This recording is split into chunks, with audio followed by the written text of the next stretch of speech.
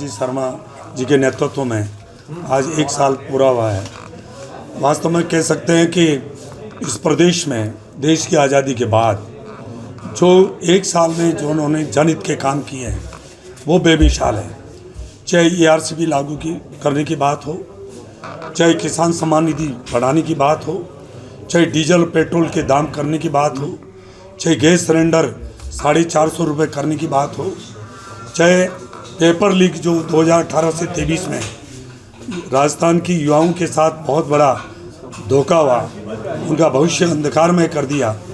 SIT लागू करके paper leak आइंदा से नहीं हो इसके पुख्ता इंतजाम करने की बात हो, चाहे महिलाओं को सशक्त करने की बात हो, चाहे युवाओं को आगे बढ़ाने की बात हो, चाहे मजदूर हो, चाहे सभी वर्ग को आगे बढ़ाने के लिए इस प्रदेश को आगे ये विकसित प्रदेश बनाने के लिए जो प्रधानमंत्री जी का जो सपना है, इस देश को विकसित राष्ट्र बनाना है, वो तभी बन सकता है जब प्रदेश विकसित राष्ट्र प्रदेश बनेगा।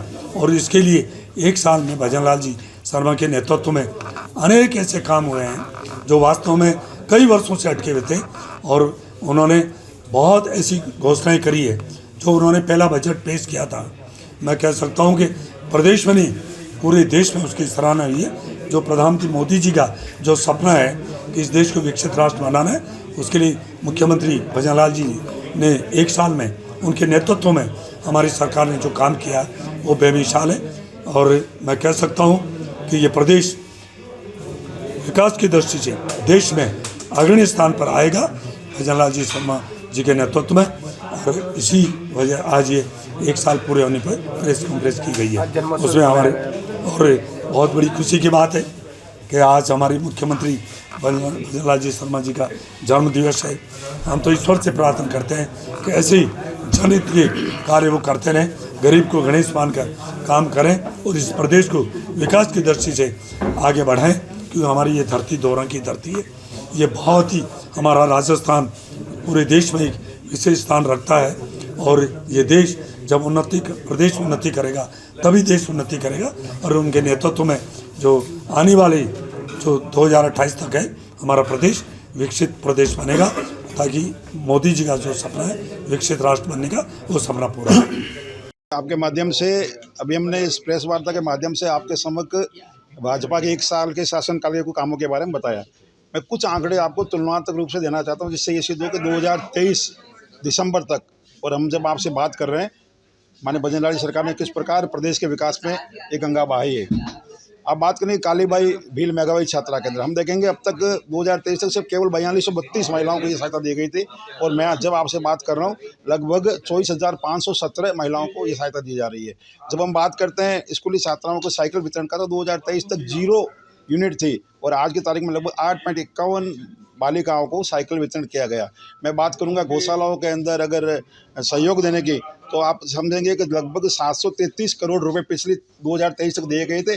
और जब मैं आपसे बात कर रहा हूँ 1148 करोड़ रुपए इस मद पर खर्च किए गए। इस प्रकार विभिन्न आंकड़े आपके माध्यम से देना चाहते हैं कि माननीय भजनलाल जी के कार्यकर्ता के रूप में सरकार चलाने का जो लक्ष्य उनके सामने आया था, उन्होंने प्रदेश के सर्वांगीण विकास में हर क्षेत्र के अंदर बढ़ चढ़ के काम किया। यही बात आपके माध्यम से शेयर करना चाहते हैं। आज का दिन बहुत ही शुभ है। आज हमारे मुख्यमंत्री माननीय भजनलाल जी का जन्म दिवस भी है और सरकार को भारतीय जनता पार्टी के शासन को 1 वर्ष पूरा हुआ है। भजनलाल जी के नेतृत्व में जिस तरह से पारदर्शिता के साथ प्रदेश आगे बढ़ा है, पिछली सरकार में, कांग्रेस की सरकार में न केवल RPSC में घोटाला हुआ बल्कि हर पेपर 19 से 20 पेपर लीक हुए।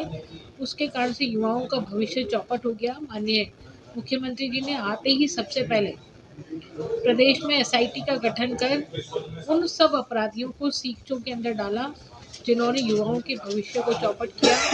महिला शक्ति की बात करें तो महिला शक्ति के प्रति जो अपराध बढ़ा था, NCRB की रिपोर्ट के अनुसार राजस्थान पहले नंबर पर था देश में अपराधों में, महिलाओं के खिलाफ अपराध होते थे।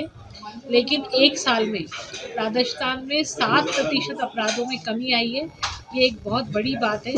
प्रदेश में विकास की दृष्टि से चाहे सिंचाई हो, चाहे सड़कें हो, चाहे ग्रीन फील्ड एक्सप्रेस वे हो, गरीब को गणेश मान करके उसको आगे बढ़ाने की बात हो, महिलाओं को सशक्तिकरण की बात हो, हर क्षेत्र में माननीय मुख्यमंत्री जी ने काम किया है और 450 रुपये का गैस सिलेंडर देने का जो वादा किया था वो उन्होंने पूरा किया है। बहुत सारी चीज़ों के वादे हमने संकल्प पत्र में जो वादे किए थे वो 70% वादों को हमने पूरा कर लिया है। 5 साल के कार्यकाल के प्रथम वर्ष में ये एक बहुत बड़ी उपलब्धि है। ऐसे यशस्वी हमारे मुख्यमंत्री जी जुग जुग जिए और इसी तरह से प्रदेश के लिए कार्य करते रहें। इन्हीं शुभकामनाओं के साथ आप सब प्रेस बंधुओं का बहुत बहुत आभार।